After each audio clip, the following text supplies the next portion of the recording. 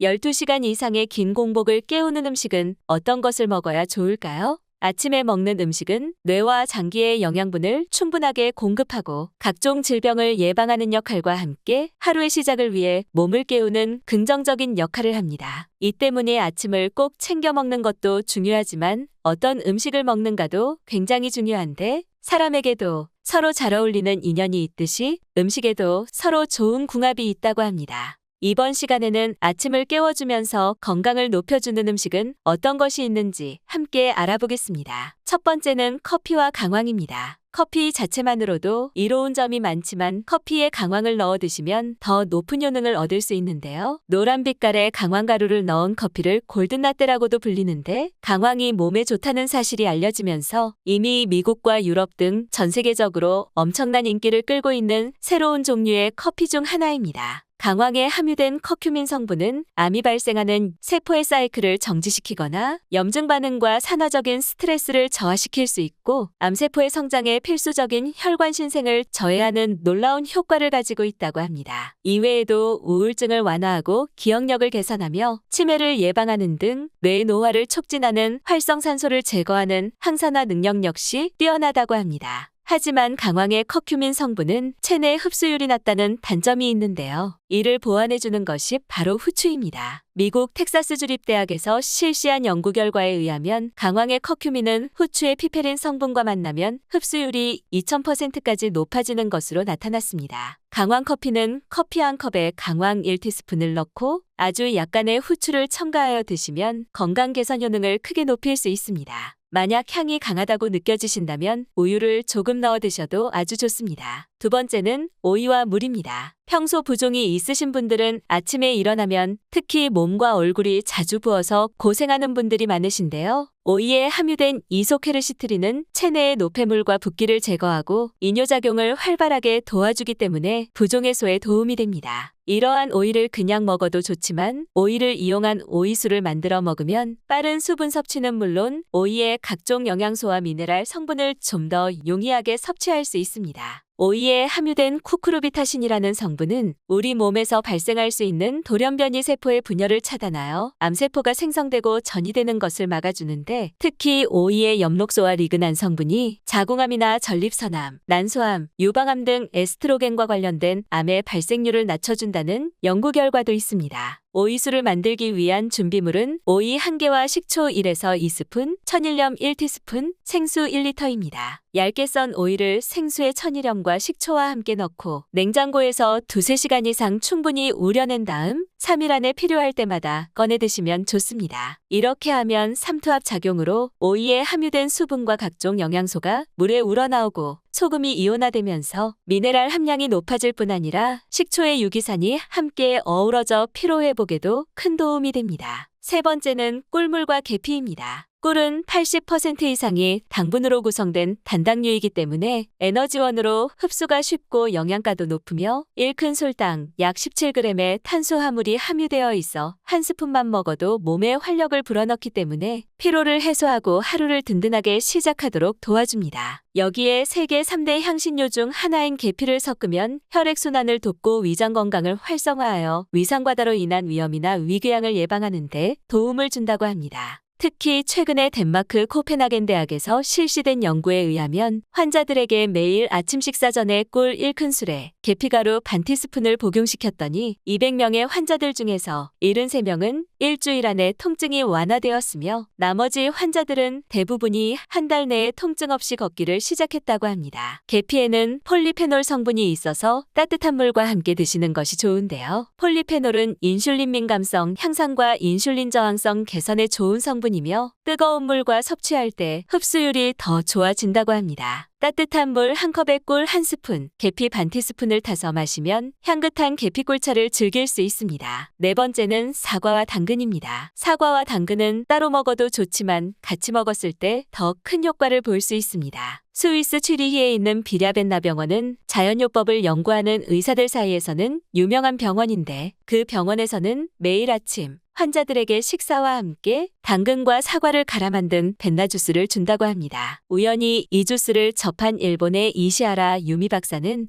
이 주스에 대해 연구를 진행했는데 사과 당근 주스는 호중구와 대식세포 같은 백혈구의 탐식 능력을 50% 향상시켜 면역력을 높이며 공복이나 단식 중에 마시면 훨씬 더 백혈구의 탐식, 살균 능력을 높여준다는 사실을 알게 됐습니다. 벤나 주스를 만들 때는 각각 1:1 비율로 갈아 만드는데 이때 당근은 생이 아닌 삶은 당근을 넣는 것이 좋다고 합니다. 익힌 당근은 항산화 성분인 베타카로틴의 체내 흡수율을 높이는 효과가 있는데 일본 이토엔 중앙연구소에 따르면 익힌 당근을 먹은 후 혈중 베타카로틴 농도는 생당근보다 최대 1.6배까지 올라갔으며 생당근의 체내 흡수율은 10%이지만 익혀 먹으면 30%가량 높아지는 것으로 나타났습니다. 벤나 주스를 만드는 방법은 사과와 당근을 깨끗이 씻은 후 껍질째 적당한 크기로 썰어줍니다. 껍질째 통으로 갈아 먹어야 껍질 영양소나 식이섬유를 섭취할 수 있어 더 좋다고 합니다. 당근은 끓는 물에 5분에서 7분 정도 삶은 후 사과와 당근을 믹서기에 넣고 갈아주면 완성됩니다. 완성된 주스는 아침 공복에 한 잔씩 마셔주면 더 큰 효과를 볼 수 있다고 합니다. 5번째는 토마토와 견과류입니다. 세계 10대 건강식품 중 하나로 선정되었던 토마토에는 라이코펜이라는 성분이 들어있는데요. 라이코펜은 우리 몸에서 노화 현상을 발생시키는 산화 물질을 제거함으로써 세포의 젊음을 유지시켜주고 암세포를 성장시키는 조절인자를 억제하여 전립선암과 유방암을 예방하는 항암 효과가 있습니다. 하지만 토마토의 라이코펜 성분은 몸에 흡수되는 양이 4% 이하일 정도로 적다는 단점이 있는데요. 이때 토마토와 견과류를 함께 먹으면 견과류에 함유된 지방분해 요소가 토마토의 지용성 성분인 라이코펜을 낭비 없이 모두 흡수하도록 도와준다고 하는데요. 특히 견과류 중에서도 호두는 건강에 좋은 지방산과 채식 식단에서 결핍되기 쉬운 철분, 아연, 칼슘 등 각종 영양분이 함유되어 있기 때문에 토마토와 궁합이 좋은 식품입니다.